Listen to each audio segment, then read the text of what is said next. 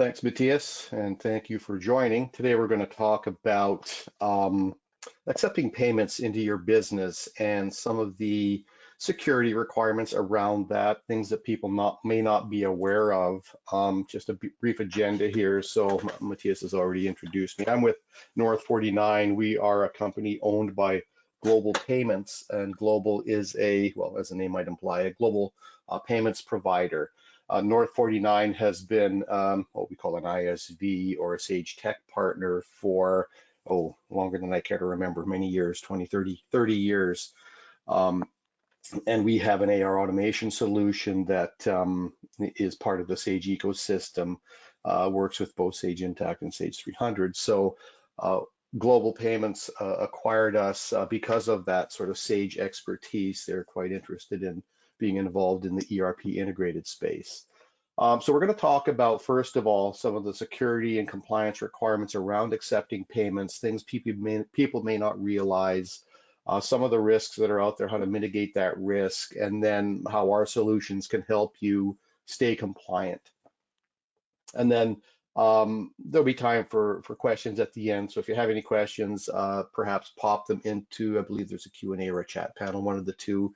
I don't know if Matthias, if you have a preference as to where they go, but folks can certainly enter them that way, and then we can answer those toward the end. So Matthias, maybe I'll turn it over to you, and you can pose these questions to me, and then I will formulate the answers for you. Sure, of course. So Peter, I guess one of the big questions is, what are some common data keeping practices that are actually high risk for businesses, but they may not realize it? Right, and I'm sure we've all experienced this in our lives, and perhaps we've actually even partaken in some of them. I know I have historically, and it's largely due to ignorance until we became part of a payment processing company that some of this stuff doesn't even cross your mind. So one of the biggest things is how you actually collect that card data and store it in your systems. And there are very strict rules around how you should be doing this. And I think we've all probably seen this. I know it's happened to me before. When you want to accept a credit card from somebody, you've got a paper or a PDF form, you send it to somebody by email and ask them to fill in their credit card details and then send it back to you. And you keep this on file somewhere, either electronically in your systems or in a file cabinet somewhere. Or if you're going to take these details over the phone, you'll jot it down on a piece of paper, on a sticky note or something like that. You know, if these things get misplaced, discarded, that information is available for anybody to use and to potentially compromise that card. Some of the biggest things we see are, let's say you're doing some recurring invoicing and you've collected customer card data and you keep it in an Excel file somewhere in your system, or maybe you've got a point of sale system and it's storing that data somewhere on the system itself as well. So, and if you're not following PCI compliant standards, you can put yourself and that customer information at risk. And I guess following up on that, what would it mean to be PCI compliant? Yeah, so the actual full abbreviation is PCI DSS, and what that stands for is Payment Card Industry Data Security Standard.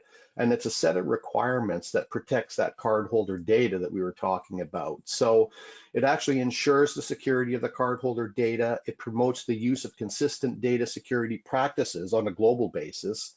And it provides a baseline of technical and operational requirements. So it covers things like access control, meaning restricting who has access to that information, network security. So you have to make sure you've got secure networks and systems so somebody can't get in and get at that data. It's the transmission of that card information. So it has to be encrypted anytime it's being transmitted, so it can't be intercepted and used. It means to regularly monitor for vulnerabilities in your systems, keeping your antivirus and malware software up to date.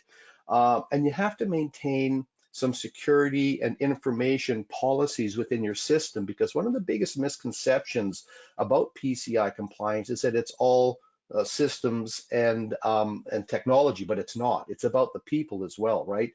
You can have the best policies and procedures and systems in place, but if your people go ahead and circumvent those policies, well, you expose yourself to that risk again. And I'll give you an example. I mean, recently, I enrolled my son in a high school gymnastics program with our local gymnastics club here.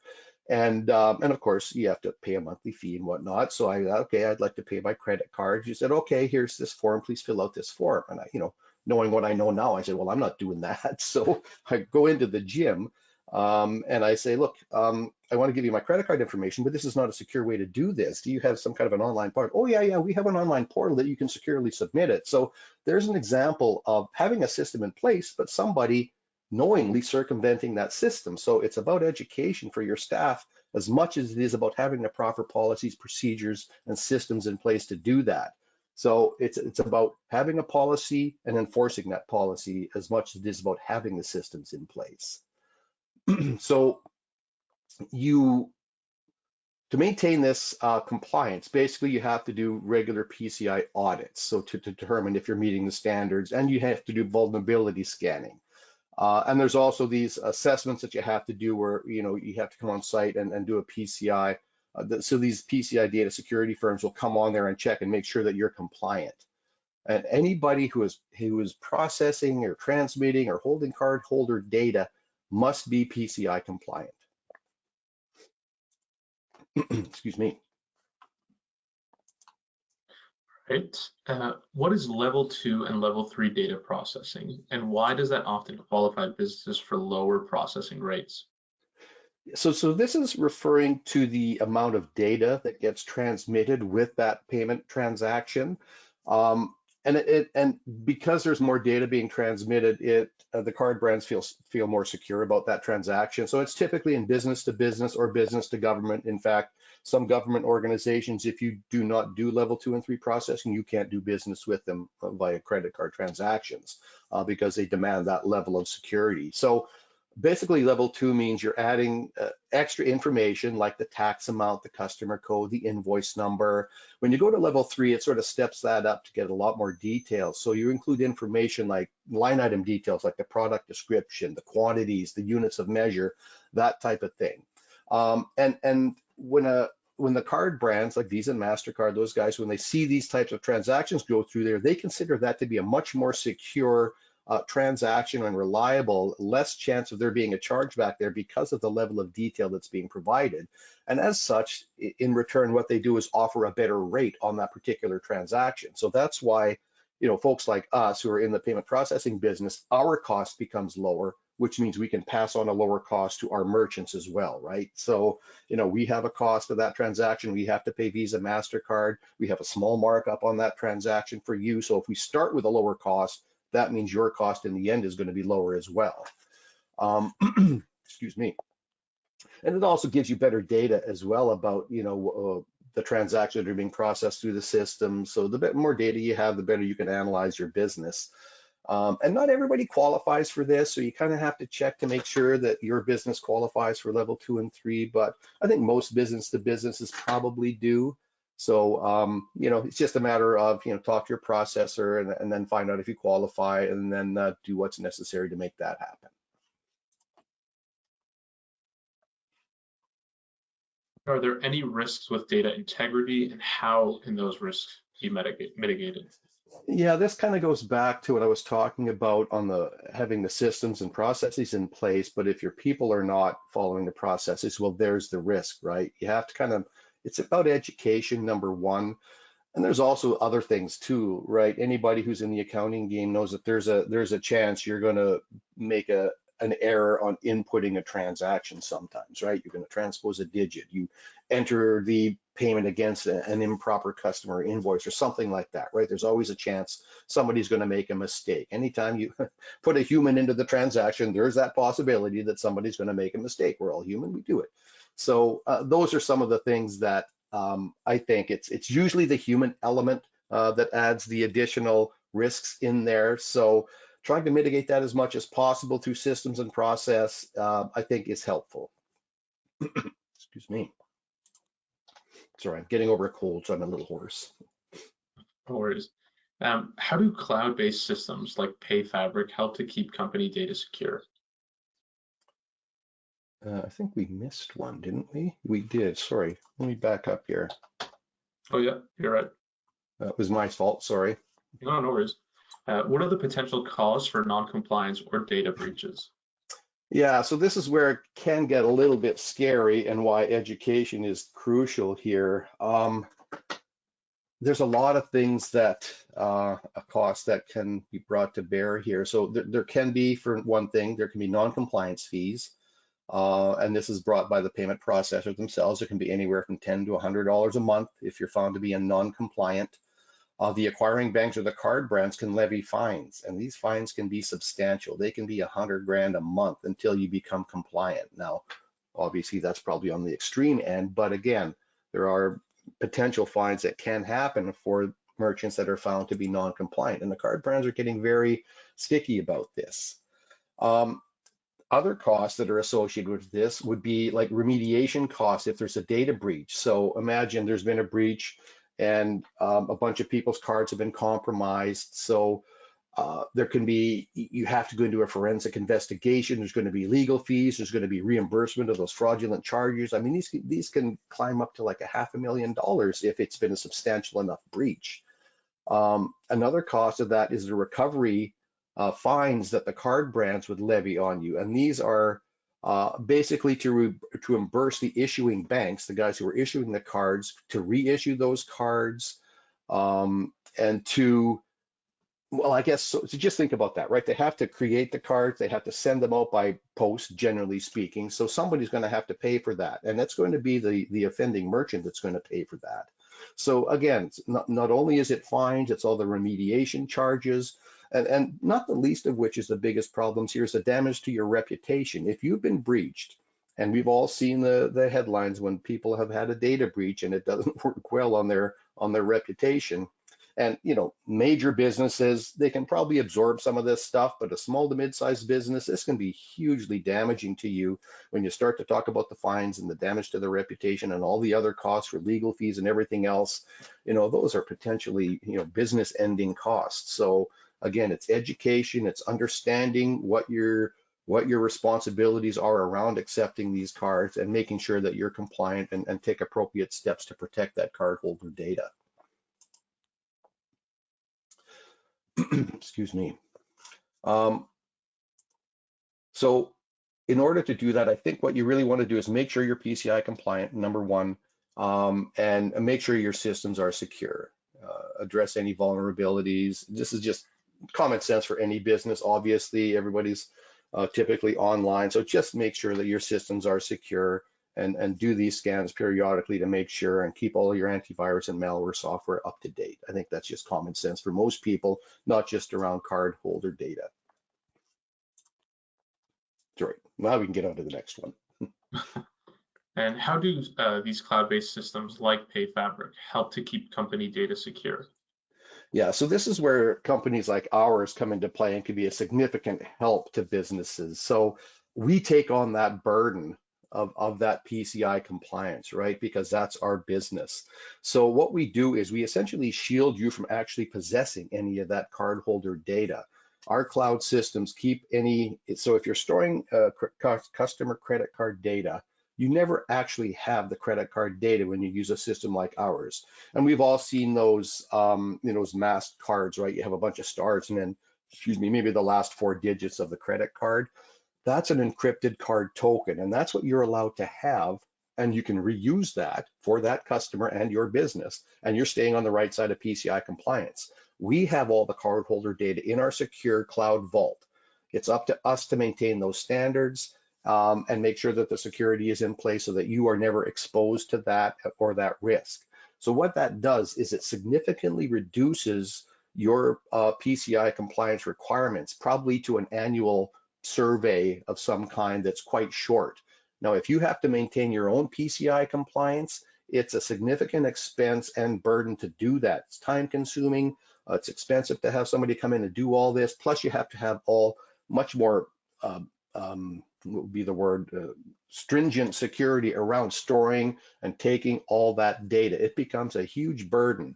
So I think the smart thing to do for a small to mid-sized business is to partner with somebody like an organization like ours that takes care of that part for you.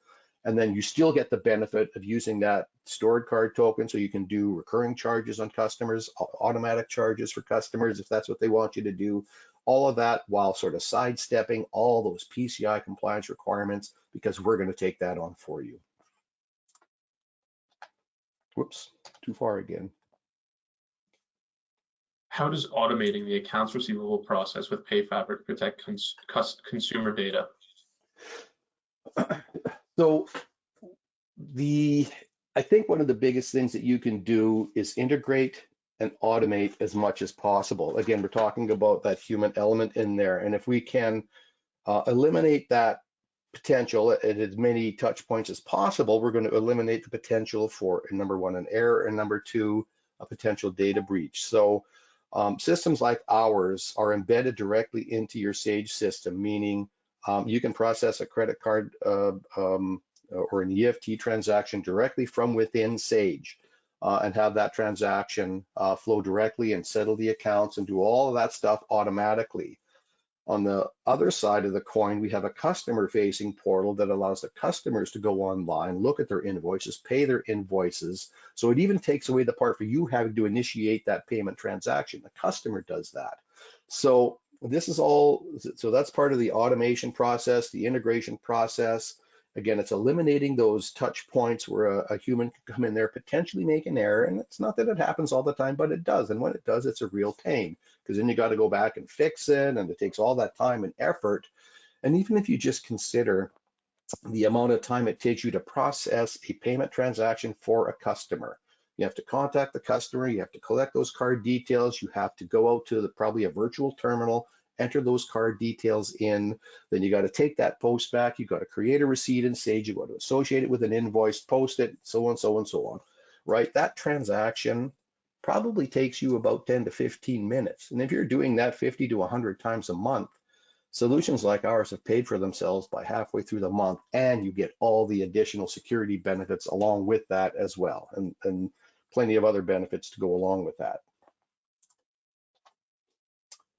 And I guess with that, we can show you what our product looks like. So bear with me while I move things around here a little bit. So number one, excuse me, we live inside, I'm going to show you Sage Intacct here. We work with Sage 300 as well. We're embedded right into the product here. So you can see we've got our PayFabric here on the menu. And there's a few things in here. So here's that PayFabric wallet. This is those stored customer tokens I was talking about. They're stored, whoops, okay, use, they do reasonable security. Okay, so he's got a whole bunch of card details in here. So you can see this is our test account, obviously. So you can see we've got a couple set up. We've got an ACH, which in Canada would be an EFT. We've got a Visa card set up. So we could have as many cards in here as we'd like, but we'll set a couple as default so that when you come and see this inside of, let's say, the accounts receivable side of things, when we're going to receive a payment inside of accounts receivable, let's just do a new one. And let's go against customer 1600. Oh, sorry. I'm thinking Sage 300 here.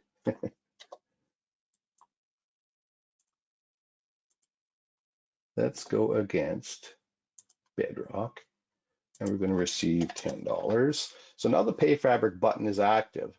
I could show some invoices. I could apply it against those invoices, but this is where PayFabric pops up. And I can do, in this case, it's going to be a sale transaction because it's going against an accounts receivable invoice. The assumption is everything's already been delivered and done. I just need to collect payment on that. This is going to invoke the PayFabric screens. I've got my default card set up here. I could switch to ACH if I like. If I wanted to use a new card, I flick that switch and I enter a new card details. So here's my default card. I can indicate what email I want this to go to with a second email address. So when I process this, it's going to send a receipt off to that email. And this is going to settle against, if I selected an invoice here, it's going to settle against that invoice as well. So embedded inside of Sage Intacct, we're in the accounts receivable receipts here. We're also in order entry. So when we place an order, we will see this pop up again where it can show you either you can accept an authorization if you're processing an order. So let's say you're in a business where you're actually shipping goods. So when you're taking that order, you may just want to take an authorization essentially securing those funds for that order. And when you go through the shipment process, you can then collect those funds through what's called a capture. So you'll see on the record, there's going to be an authorization for that amount. And then when you go to ship it, you just hit that capture button. It's going to capture those funds against that authorization, meaning you've been paid, everything gets transferred to an invoice, and you're done. Essentially, everything gets settled against that invoice transaction. So we do exist in a few different screens inside it. And again, you'll see that PayFabric button here light up, and then you'll have something to do, either an authorization, a sale transaction, or a capture transaction. Sale just means you're doing an authorization and a capture all in one step. And you can do that on an order if you like. It's really up to you and what your process is. So we've designed these screens and buttons actually to work around how your process works. Now, we also have a customer-facing portal through our PayFabric software. And this is what exposes the customer to their account details within Sage. And right now you can see I've got 31,000 in outstanding. I've got all of these outstanding invoices here that I can either opt to pay all of them, I can pay some of them, multi-select. You notice when I've got this lit up here, this doesn't have to be an editable field, although it can be. That's entirely up to you whether you turn that on or off, if you want someone to short pay an invoice or not. So you can see this exposes to the customer all of their open invoices. We also have a feature which is a pay link. So when the invoices are ready in Sage, our system picks them up automatically, and they're available inside of PayFabric. This is PayFabric receivables. And it'll also send an email off to the customer, and it'll have a pay link in that email itself. So it'll either say pay, which means they'll be able to pay that invoice directly from that link, or it'll say log in. And that'll allow them to log in and then see this display for them as a customer. So they'll have those two options. And if they're not set up yet, it'll give them the option to register as a user on the portal and allow them to do things within the portal itself. They have the ability here to store their encrypted card tokens. So you can see, as this user, I've got these cards stored in here. And I can add a new credit card, excuse me, or a new EFT information. It shows me my history. As the admin for that particular customer, I can set up a new user on the system, and I can determine what kind of access that user wants to have, either full, view and pay, or view only. So again, I'm your customer, and I can set up my own people to have user access to here in whatever security level that I want them to have. We also have this auto pay feature, and this is something that you can set up within PayFabric that allows them to, or you to, set up an auto pay. And you can have different types of auto pays in here. So maybe you've got a situation where you've got a stored card for the customer, and he says, when my invoice comes due every month, just settle it with my card on file. Well, as those invoices get brought into PayFabric, we're just going to run a transaction and settle that automatically. So you don't even have to do anything, nor does the customer. It's an automatic settlement. So again, you can set up multiple different rule types in here to pay these invoices automatically for those customers if they want to do that, or if you want to set them up to do that. Yeah, and there's also a login. Let me see, I should have access to that here if I can find it. Where's my sandbox? There we go. So there's an admin login to this as well. Sorry, I should have this loaded.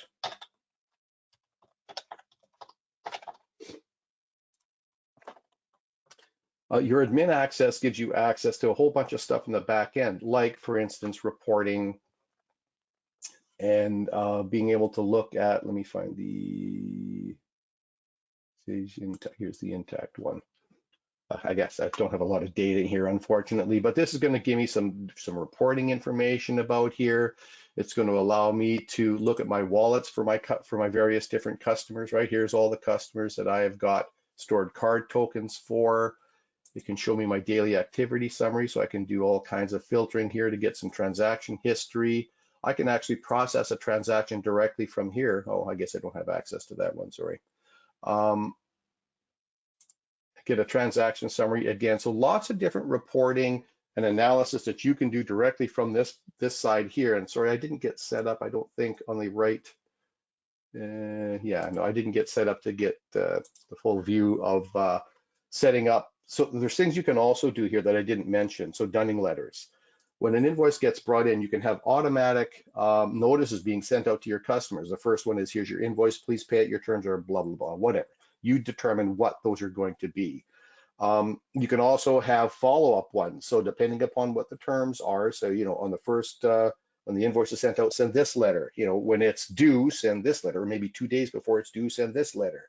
If it's 5 days past due, send this letter. If it's 10 days past due. So you can see you can set up a progressive, potentially more slightly nastier emails as they go along, the more tardy they get with their payment. So you get to control how those things go out until that invoice gets paid. You also have control over what the invoices look like as they get sent out to the customer. We have a fully configurable email setup system here, so you can make it look probably almost identical to the one that's coming out of Sage Intacct if you'd like, or Sage 300 for that matter. That holds true for when they log into this part here. This is going to look like yours, right? This will be your colors, your logo. This isn't going to say it's our stuff. It's going to be your logo. So you get to customize that so it's to what your business's profile is. And that's all set up through this admin side of things. And our team will help you get all this stuff set up. They'll show you how to do it. It's really not that challenging to make it all happen. Again, without getting into too much nitty-gritty detail, if you're interested in seeing this in more detail, let Matthias know. He'll set up an appointment. We can all get together, we can chat about it, we can talk about your specific situation, and we can make this thing configured to work for you. So let's talk about what it is you need. Let's make sure that we're the right solution for you. And again, by implementing this, you're sidestepping all that PCI compliance and the security and risk mitigation, and you're providing your customers with a great way to get paid. And we find that when you make it easy for customers to pay and you implement these AR automation type solutions, you're reducing your day sales outstanding by about 30%. You're reducing your accounts receivable. You're getting paid faster, and you're saving a lot of time and effort in that collection process. So if you've got a lot of folks dedicated to doing that, you can have their time reallocated doing something a bit more productive. Now, I know cash into the business is important, so obviously you want that to be done and done effectively.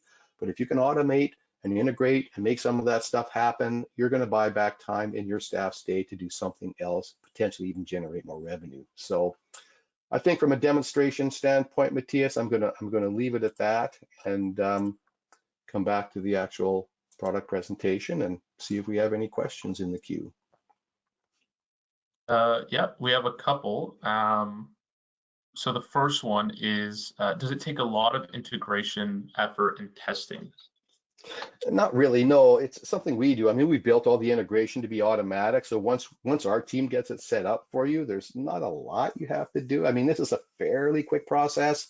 I typically say allow us a couple of weeks, but most of that is just coordinating calendars and getting through the admin process. The actual setup and stuff isn't terribly challenging. It's a pretty easy product to get up and running. Okay. Let me just check. Yeah. How much will it cost? And is there a subscription or is it one-time cost? Yeah, so it is. So there's a couple of costs involved here. Now, of course, the nice thing about dealing with us is we have the software component on the front end and we have the payment processing on the back end. We are the full solution, which means we don't have to point our fingers at anybody else if there's ever something that is not quite working right, because we're handling the whole solution for you. Global Payments is a major payment processor, probably one of the biggest in the world, if not the biggest, probably in the top 3. New York Stock Exchange, public company, multi-billions of dollars in revenue. So what that means in your situation is we are in a very good position to offer you the best rates available. And we find that with most of our customers, we actually do offer great rates. So you might even find that you're reducing your cost of accepting credit card transactions, maybe to the point where you're going to even pay for the software solution. The software itself is an annual subscription, and it's relatively inexpensive. So it's a different cost depending Sage 300 or Sage Intacct, or it depends on which product that you're using. So I think if we're talking Sage 300, you're probably $4,000 or less a year. I'm not going to talk exact because we need to know specifically what components you want. Sage Intacct, you're slightly, maybe 50% higher than that. So that's the one component, the annual subscription, and then there's the transaction cost, the processing cost for the credit card. So those are the two components, relatively inexpensive. You're probably under $5 grand a year all in for the software solution, and you may find that you're saving that in transaction costs anyway, based on the merchant account that we would set up for you and the better rates that we can supply for you. Nice. And then the last question, Peter, is how does the automation work? We talked about it a little bit when we were inside of the PayFabric admin side of things. So the integration that we've built just handles it automatically for you. So there's really nothing you have to do. We will, query Sage essentially to find out if there's any new transactions that we need to bring into the platform. And when that's done, it's just there. And if you've applied any specific rules like auto pay for one, it's just going to do it on the schedule that you've set up. If you've got the dunning letters set up in there for all the follow-up for the tardy payers, that's just going to trigger automatically as well, based upon, again, the schedule that you've set up based upon where they are relative to their due dates and such. So it's just built into the system, really. It's automatic, and there's nothing, well, once you get it set up, there's really nothing you have to do unless you want to change what the timing is. And then maybe it's one of those things where you need to play with it a little bit in the beginning to figure out what's going to get you the best response, I guess, from your customers. What types of reminders and when do they have to come out? So that's kind of like test it and see how it's working kind of a thing. But you probably have a pretty good idea what you do now on a manual basis. So put that into the automation, see what kind of return you get. If you need to change it a little bit, you tweak it. So, just test it, see what you get. If you need to change it, make some changes, do it again. But again, built right into the platform. Once it's in there, it's almost like a set and forget kind of thing, and just, watch the money show up in your bank account. Beautiful. I believe that's all the questions, Peter.